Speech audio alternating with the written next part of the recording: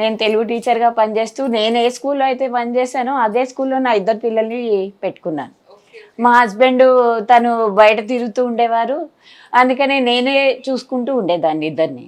కాబట్టి వాళ్ళు ఎక్కువ షేర్ చేసుకున్నది కూడా నాతోనే, ఇది చేద్దామని అది చేద్దామని. మా అమ్మాయి డాక్టర్ అవ్వాలనింది, సరే డాక్టర్ అని దాన్ని చదివించాను. వీడు ఇంజనీరింగ్ చేశాడు, ఇంజనీరింగ్ అయ్యింది. వీడికి అసలు మేము మామూలుగా ఫారిన్ కంట్రీస్కి పంపించాలి అని అనుకున్నాము. తను ఇంకా వెంటనే తనకి డిగ్రీ అయిపోగానే వెంటనే బిహెచ్ఎల్ వచ్చేసింది. మనకి ఏమవుతుందంటే ఉద్యోగం రాగానే ఏమనుకుంటామంటే ఉద్యోగం రాగానే వాడు సెటిల్ అయిపోతాడు కదా లైఫ్లో అన్నట్టుగా వాడిని ఉద్యోగంలో చేర్చాం. లేకపోతే నాకు అసలు ఇంట్రెస్టే లేదు వాడు ఆ బిహెచ్ఎల్లో చేరాలని కూడా. వాడు ఏదో యూఎస్ వెళ్ళి ఎక్కడైనా మంచి జాబ్ చేసుకుని బాగుంటాడు కదా అనుకున్నాం.